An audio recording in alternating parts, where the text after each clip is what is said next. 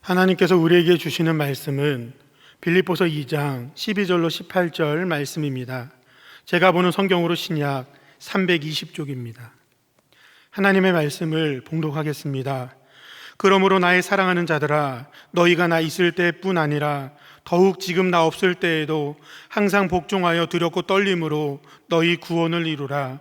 너희 안에 행하시는 이는 하나님이시니 자기의 기쁘신 뜻을 위하여 너희에게 소원을 두고 행하게 하시나니 모든 일을 원망과 시비가 없이 하라. 이는 너희가 흠이 없고 순전하여 어그러지고 거스르는 세대 가운데서 하나님의 흠없는 자녀로 세상에서 그들 가운데 빛들로 나타내며 생명의 말씀을 밝혀 나의 다름질이 헛되지 아니하고 수고도 헛되지 아니하므로 그리스도의 날에 내가 자랑할 것이 있게 하려 함이라. 만일 너희 믿음의 재물과 섬김 위에 내가 나를 전제로 드릴지라도 나는 기뻐하고 너희 무리와 함께 기뻐하리니 이와 같이 너희도 기뻐하고 나와 함께 기뻐하라. 아멘. 여러분, 어떤 사람이 복권을 샀다고 합시다. 그 복권이 큰 금액의 복권이 당첨됐습니다. 근데 그 복권을 주머니에 넣고 빨래를 해버렸습니다.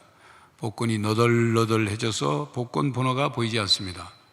그 복권 당첨금을 받을 수 있을까요? 없을까요? 여러분이 영화를 보려고 입장권을 샀습니다.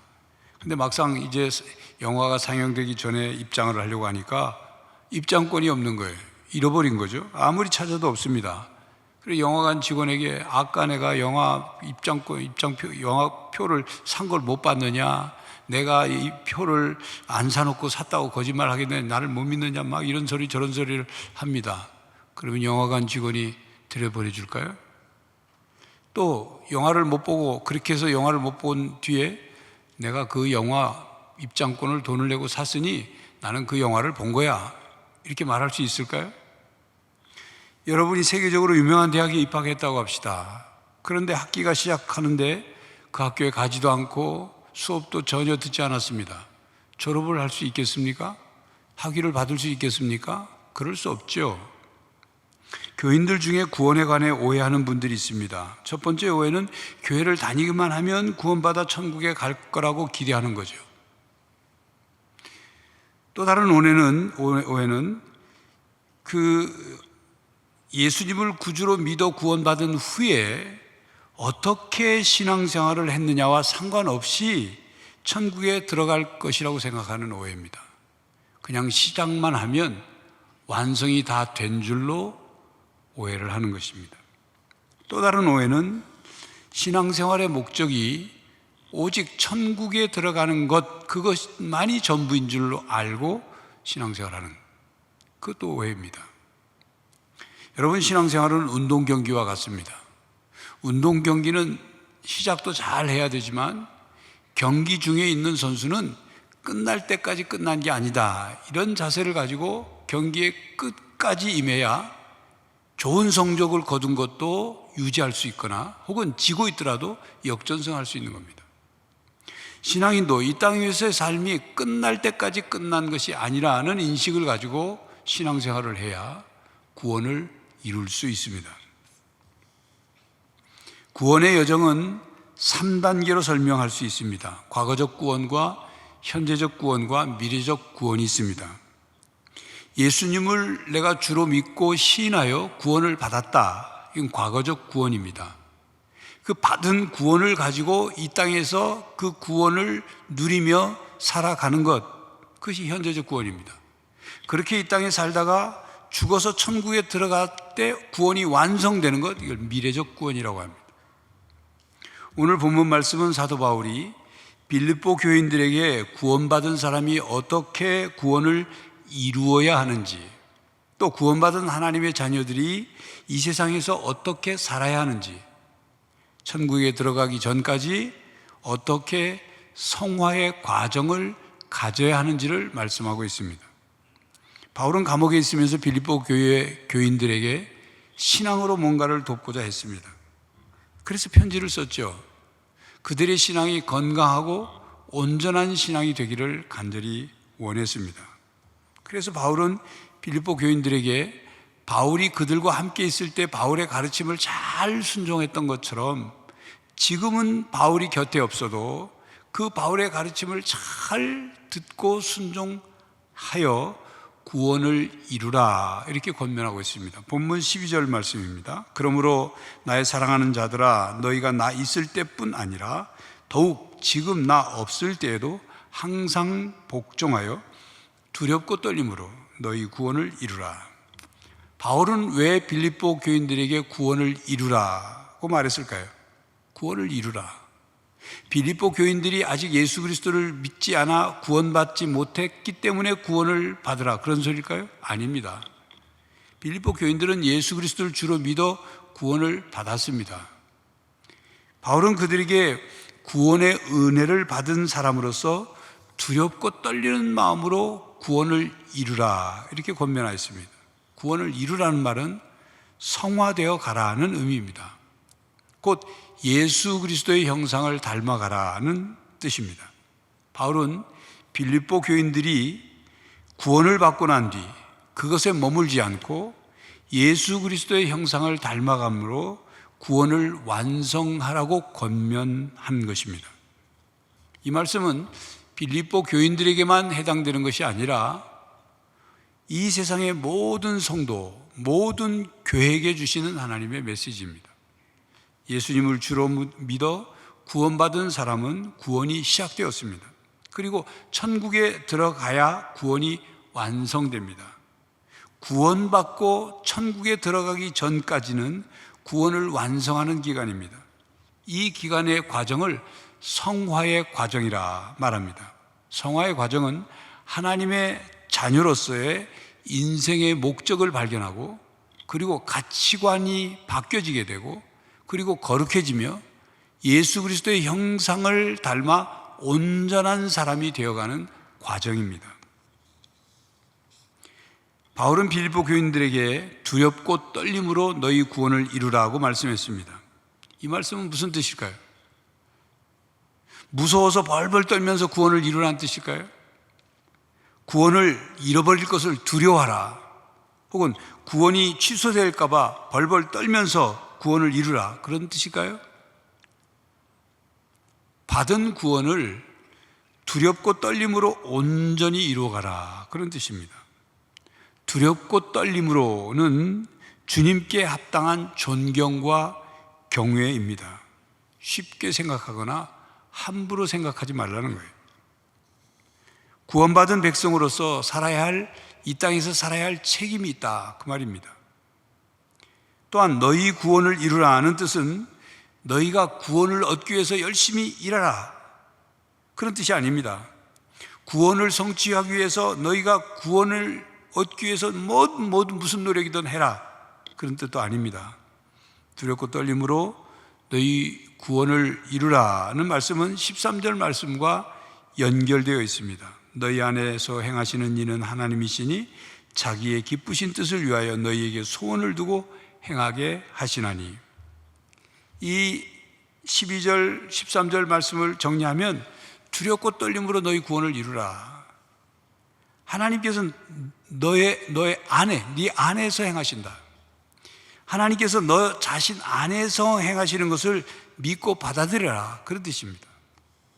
하나님께서 하시는 일을 인간이 경시하지 말고 진지하고 경건한 마음으로 반응해야 한다는 뜻입니다. 우리가 구원을 이룰 수 있는 것은 13절 상반절에 너희 안에서 행하시는 이는 하나님이시니 라는 말씀처럼 하나님께서 인간 안에 거하시고 그 안에서 역사하기 때문에 가능한 것입니다. 하나님은 인간의 도움 없이도 하나님의 뜻을 이루실 수 있는 분입니다. 하지만 하나님은 구원받은 사람들 안에 거하시면서 구원받은 사람들이 하나님이 기뻐하시는 그 뜻을, 그 기뻐하시는 일을 할 수 있도록 하나님이 돕고 계시고 또한 힘과 능력을 공급해 주십니다. 하나님은 우리의 변화를 주도하시고 또 그 열망에 부합하는 행동을 하도록 마음을 감동시키시고 우리에게 인내할 수 있는 힘을 공급하십니다. 그렇습니다. 하나님은 우리 안에 구원을 이루시고 우리는 밖에서 구원을 이룹니다. 그러므로 구원받은 그리스도인은 하나님께서 자신을 통해서 일하시는 것으로서 자신이 구원받았음을 입증해야 합니다. 우리의 구원의 여정은 앞에서 말씀드린 대로 3단계의 여정으로 예수님을 주로 믿고 시인함으로 구원을 받습니다. 그리고 이 땅을 살아가면서 받은 구원을 두렵고 떨림으로 이루어갑니다. 마침내 천국에 들어감으로 구원이 완성됩니다. 구원은 내가 선택하고 내가 이루고 내가 완성하는 것이 아닙니다. 하나님의 전적인 은혜입니다. 우리가 구원을 받게 되는 것도, 우리가 구원받은 사람으로 이 땅에서 살아가는 것도, 우리가 이 땅에서 구원받은 사람으로 살아가다가 마침내 삶을 마치고 천국에 들어가 구원을 완성하는 것도 하나님께서 우리 안에서 행하시는 일이기 때문입니다. 그러므로 예수님을 주로 믿어 구원받은 성도 여러분, 날마다 예수 그리스도의 형상을 닮아가고 성화되어서 구원을 이루어가는 하나님의 흠없는 자녀들이 되시기를 간절히 바랍니다. 구원을 이루라고 권면한 바울은 14절에 모든 일을 원망과 시비가 없이 하라 말씀합니다. 왜 구원 얘기하다가 갑자기 원망과 시비를 없이 하라 그렇게 말했을까요? 15절 말씀과 연결되어 있습니다. 이는 너희가 흠이 없고 순전하여 어그러지고 거스르는 세대 가운데서 하나님의 흠없는 자녀로 세상에서 그들 가운데 빛들로 나타내며, 이 말씀, 오늘 본문 말씀을 간략하게 주제를 정리하면 하나님의 흠없는 자녀로 구원을 이루며 살라, 이런 내용이에요. 그러므로 구원받은 하나님의 자녀들은 하나님의 흠없는 자녀로 살기 위해서 모든 일에, 즉 무슨 일을 하든지 원망과 시비가 없이 행하라, 그렇게 말씀합니다. 원망은 남이 한 일 등에 대하여 마뜩지 않게 여기어 탓하거나 불평을 갖고 미워하는 것입니다. 이 말은 출애굽기 15장에서 17장에 나오는 이스라엘 백성들을 떠올리게 하는 단어입니다. 이스라엘 백성이 애굽에서, 이집트에서 해방되어 나와가지고 가나안 땅으로 가다가 홍해바다를 만났죠. 뒤에는 그 이스라엘 백성들을 죽일 듯이 바로의 군대가 막 쫓아옵니다. 그러자 이스라엘 백성들이 어떻게 했습니까? 모세와 아론에게 원망을 했죠. 모세에게 뭐라고 하냐면, 우리를 이집트에 매장할 데가 없어서, 우리의 이집트에 몇 자리가 없어서 여기 와서 죽게 하느냐고 막 원망했습니다. 홍해바다를 기적적으로 건넌 후에 수루 광야에 도착했을 때 물이 없어서 목이 마르니까 막 샘을 찾았죠. 근데 샘이 하나 발견됐는데 그 물을 보니까 쓴 물이에요. 마실 수가 없어요. 그랬더니 또 이스라엘 백성들이 모세를 원망합니다. 모세가 쓴 물을 단물로 바꾸는 모세를 통해서 하나님이 바꿔주셨죠. 그리고 이집트에서 나온 지 한 2달 보름이 지나니까 그때 챙겨 나온 음식도 다 떨어져 가고 이제 배가 고프니까 또 먹을 것 달라고 원망을 합니다. 하나님이 만나를 내려주셨죠. 만나를 잘 먹더니만 또 씹을 거 없다고, 고기 달라고. 애굽에서 우리가 고기 까마 옆에서 고기 먹던 건 생각난다고 뭐 또 원망을 합니다. 하나님을 원망합니다. 그리고는 또 그 다음 광야길을 가다가 물이 없으니까 막 모세와 다투면서 모세를 또 원망합니다. 물 없다고. 그들은 할 수만 있으면 불평하고 원망했습니다. 하나님을 원망하고 모세를 원망했습니다. 그들은 마치 원망할 거리를 찾아다니는 사람들 같았어요. 결국 그들은 어떻게 됐습니까?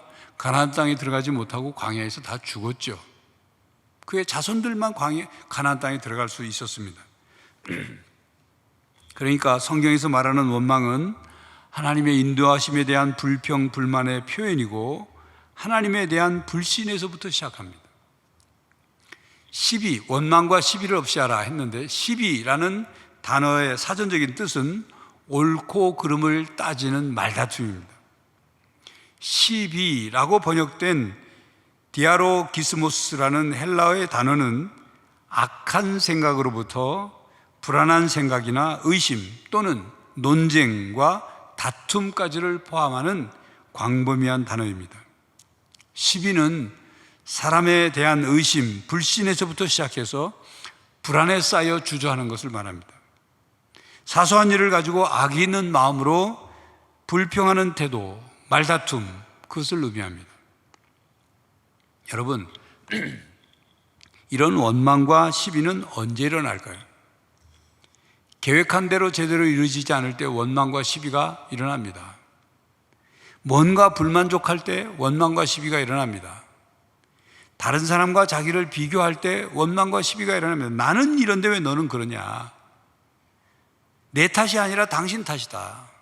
그렇게 원망하고 시비합니다. 그런 사람은 항상 그렇게 남 탓하고 원망하고 시비합니다. 원망과 시비는 삶의 부정적인 태도에서 나옵니다. 삶에 대해, 사람에 대해서 부정적인 태도를 가진 사람은 부정적인 감정, 부정적인 생각, 부정적인 말을 합니다. 그래서 그 입에서 나오는 말은 불평, 불만, 원망, 시비, 그런 말만 쏟아져 나오는 거예요. 그래서 사람들이 그런 사람을 보고 뭐라고 해요? 저 사람은 뭘 말을 해도 빼다닥하게 얘기를 해요. 저 사람은 뭔가 이렇게 속이 꼬여 있는 것 같아. 이렇게 얘기하죠. 가까이 가려고 하지 않아요. 피곤하니까, 불편하니까. 그러니까 원망과 시비를 많이 하는 사람은 인간관계도 좋지 않습니다. 그런데 만약 그 사람 곁에 사람들이 모여 있다면 그건 그 사람의 인격 때문에 모여 있는 것이 아니라 그 사람이 돈을 잘 쓰거나 밥을 잘 사주기 때문에 모인 사람들 뿐이에요. 원망하고 시비하는 마음에는 기쁨이 없습니다. 원망과 시비는 분노를 일으키거든요. 원망과 시비로 하나님과 사람과의 관계에 금이 가고 깨지죠. 관계를 깨트립니다. 원망과 시비는 공동체 안에서 누리는 기쁨을 빼앗아가 버립니다. 사라지게 만들어요. 자기만 똑똑하다고 생각하는 사람이 원망과 시비가 많습니다. 다른 사람을 믿지 못하고 자기만 완벽하다고 생각하는 사람이 원망과 시비가 많습니다. 자기 방식대로 열심을 다하는 사람이 그 열심대로 자기 방식이 통하지 않는다고 분노하면서 원망과 시비를 합니다. 빌립보 교인들이 서로에게 원망과 시비를 하는 것은 빌립보 교회 안에 활동하는 거짓 교사들의 영향을 받은 것으로 추측이 됩니다. 교회 내 분열을 조장하는 거짓 교사들이 뒷조종자죠. 이에 바울은 원망과 시비를 금하라고 명령함으로써 그 공동체 안에, 빌립보 교회 안의 화합과 선한 의지에 대해서 계속해서 호소를 하고 있습니다. 원망과 시비야말로 공동체를 파괴하는 독이기 때문입니다. 원망과 시비는 이기심과 교만에서 나옵니다. 부정적인 감정, 부정적인 말입니다. 그것은 그리스도인이 가져야 할 태도와 정반대의 것들이죠. 여러분, 그렇다면 원망과 시비의 반대가 뭐겠습니까? 감사와 기쁨입니다. 원망하는 마음을 감사한 마음으로 바꿔야 하는 거예요. 여러분, 원망의 반대말은 기도라는 그런 말이 있습니다. 무슨 뜻입니까? 하나님께 우리가 입으로 기도하지 않으면 우리 입에서 원망이 튀어나올 수밖에 없다, 그런 뜻이에요. 그러나 우리의 입으로 하나님께 기도하면 원망은 사라지고 우리의 입에서 하나님께 감사와 그리고 믿음과 기쁨이 나온다, 그 말입니다.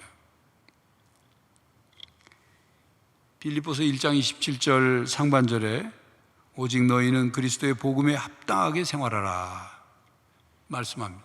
복음에 합당한 삶이란 무엇일까요? 그건 하나님 나라를 맛보고 누리면서 사는 삶이에요. 이 땅에서 현재적 구원을 누리는 거죠. 로마서 14장 17절 말씀, 하나님의 나라는 먹는 것과 마시는 것이 아니요 오직 성령 안에 있는 의와 평강과 희락이라. 우리가 이 땅에서 하나님 나라를 건설할 뿐만 아니라 하나님 나라를 맛보면서 살아야 되는데, 죽어서 하나님 나라에 들어가서 그때 완성된 하나님 나라를 누릴 뿐만 아니라 이 땅에서도 하나님 나라를 맛보면서 살아야 하는데, 먹는 것과 마시는 것으로 만족을 추구하는 그런 하나님 나라가 아니라 의와 평강과 희락, 성령, 오직 성령 안에서. 의는 하나님과의 관계에서의 의, 평강은 뭡니까? 평안, 평화, 화평을 말하죠. 희락은 무엇입니까? 기쁨을 누리는 삶을 말하는 거예요. 여러분, 공동체가 기쁨을 누리기 위해서는 지난주에 오직 겸손한 마음으로 서로를 돌아보라 그랬죠. 그래서 하나님 나라를 이루는 거예요. 또 오늘 말씀에 뭐라고 말합니까? 무슨 일을 하든지 원망과 시비가 없이 함으로 말미암아 기쁨을 누리는 거예요. 공동체의 평안을 누리는 거예요. 그것이 곧 현재적 구원을 누리는 삶인 것입니다. 그러므로 성도 여러분, 무슨 일을 하든지 원망과 시비가 없이 행하시기를 바랍니다. 성도들이 무슨 일을 하든지 원망과 시비가 없어야 하는 이유는 어그러지고 거스르는 세대 가운데서 하나님의 흠없는 자녀로 세상에서 그들 가운데 빛들로 나타나기 위해서입니다. 세상에 사는 믿지 않는 불신자들이 원망과 시비가 가득한 하나님의 자녀들을 본다면 뭐라고 할까요? 당연히 좋게 볼 수 없죠. 당연히 그리스도의 사랑 얘기하면서 자기들끼리 원망하고 시비하고 한다. 그리스도의 사랑을 의심하죠. 그 정도뿐만이 아닙니다. 고개를 절레절레 흔들며 손가락질합니다. 예수 믿는 사람들 저들 소용없다고. 그런 모습 때문에 우리가 하나님의 자녀, 흠없는 하나님의 자녀로 세상 속에 살기 위해서 원망과 시비를 없이 하라. 그래서 그 삶 속에 빛을 드러내라, 그 말입니다. 15절 말씀이죠. 이는 너희가 흠이 없고 순전하여 어그러지고 거스르는 세대 가운데서 하나님의 흠없는 자녀로 세상에서 그들 가운데 빛들로 나타나며. 흠이 없다는 뜻은 완벽하다는 뜻이 아닙니다. 우리가 어떻게 완벽할 수 있어요? 우리가 어떻게 날마다 흠을 완벽하게 다 없앨 수 있습니까? 더 메시지 번역본에는 이렇게 번역을 15절을 해놨습니다. 흠없이 세상 속으로 들어가 이 더럽고 타락한 사회에 맑은 공기를 불어넣으십시오. 사람들에게 선한 생활과 살아계신 하나님을 볼 수 있게 하십시오. 환하게 빛을 비춰주는 메시지를 어둠 속에 전하십시오. 우리 번역했어요. 그러니까 15절은 구원받은 성도들은 교회에서뿐만 아니라 교회 밖으로 세상에서도 마땅히 그리스도의 복음에 합당한 삶을 살아야 한다는 뜻입니다. 그것이 구원을 이루는 삶이기 때문입니다. 구체적으로 어그러지고 거스르는 세대 가운데서 빛으로 나타나야 합니다. 빛으로 나타난다는 말이 무엇일까요? 여러분, 어둠 속에 어둠이 있는데 거기에 빛이 비춰져서 빛이 나타나면 어떤 현상이 나타납니까? 혼돈과 무질서와 숨겨진 거짓이 사라집니다.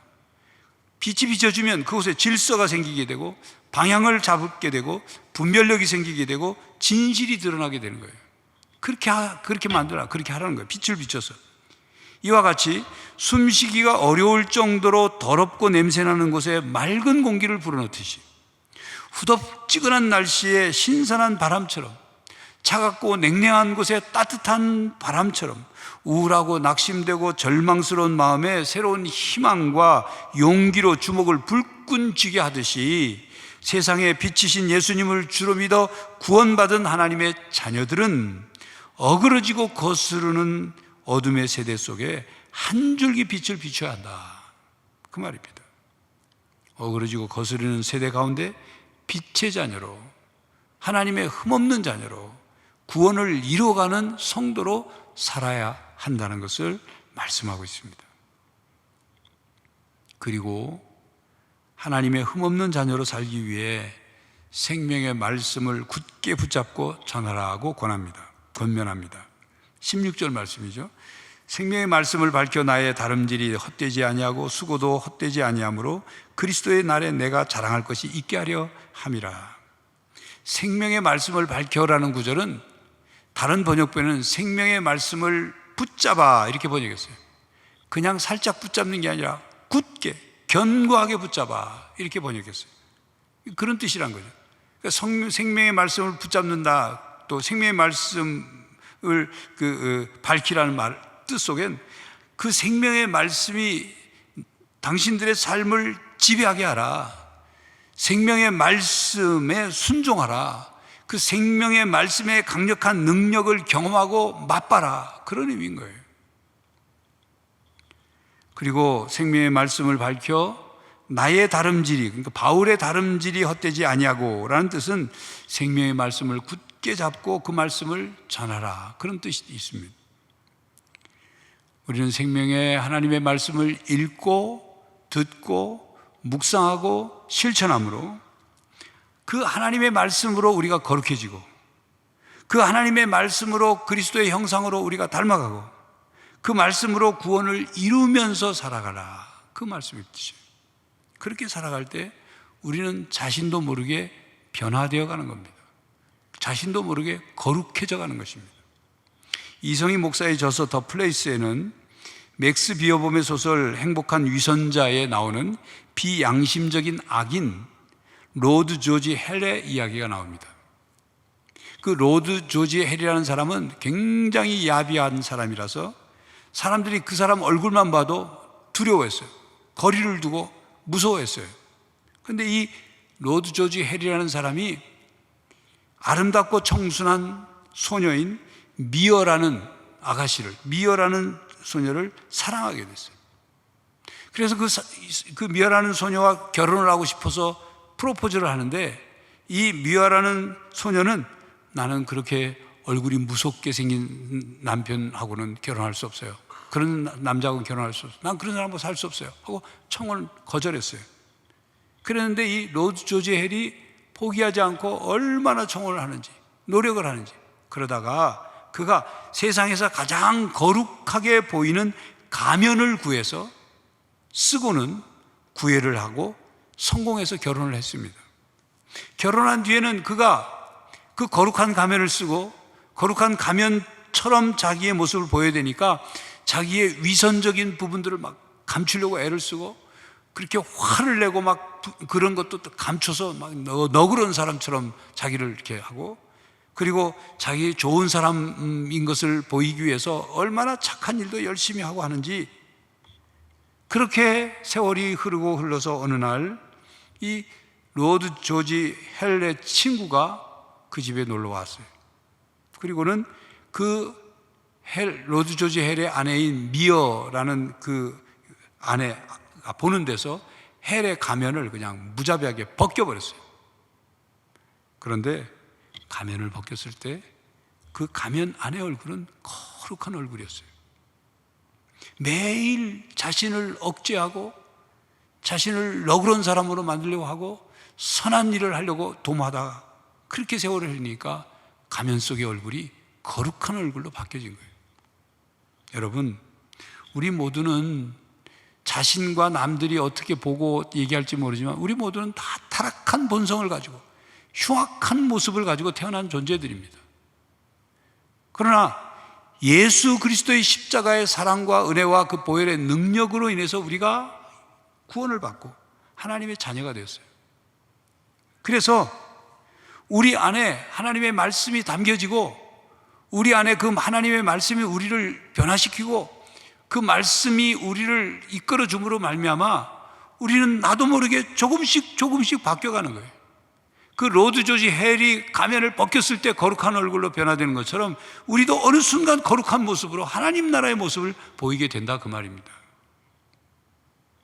그것이 우리가 이 땅에서 살아가는 현재적 구원을 이루어가는 삶, 다른 말로 성화의 과정인 거예요.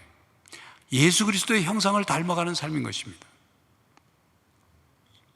구원받은 하나님의 자녀 여러분, 구원은 하나님의 전적인 선물이지만 성화의 과정은 우리가 힘써야 되는 겁니다. 하나님은 여러분 안에 계시면서 여러분의 성화와 구원을 이루도록 힘과 능력과 은혜를 베풀어 주십니다. 어그러지고 거스르는 세대 가운데서 무슨 일을 하든지 원망과 시비를 버리고 어두운 세상 속에 빛을 비추며 구원을 완성해가는 하나님의 자녀가 되시기를 간절히 바랍니다. 기도하겠습니다. 하나님, 무덥고 답답하고 어렵고 어그러지고 거스르는 이 세대 속에 저희들이 살아가고 있습니다.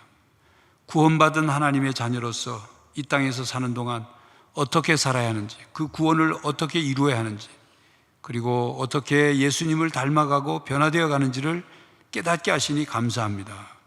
하나님, 날마다 우리를 새롭게 하시고 생명의 말씀이 우리 안에 역사하게 하시고 우리는 주님을 조금씩 닮아감으로 흠없는 하나님의 자녀로서 세상에 빛을 비추게 하여 주시옵소서. 예수 그리스도의 이름으로 기도하옵나이다. 아멘. 성도 여러분, 두렵고 떨림으로 구원을 이루십시오. 어그러지고 거스르는 세대 가운데서 하나님의 흠없는 자녀로 무슨 일을 하든지 원망과 시비가 없이 하십시오. 세상에서 빛을 비추며 살아가는 성도들이 되시기를 간절히 바랍니다. 지금은 우리 주 예수 그리스도의 은혜와 하나님 아버지의 사랑과 성령 하나님의 교통하심이 하나님의 흠없는 자녀로 이 땅을 살아가기로 다짐하는 모든 성도들과 가정과 삶의 현장 위에 이제로부터 영원히 함께 하시기를 간절히 축원하옵나이다. 아멘.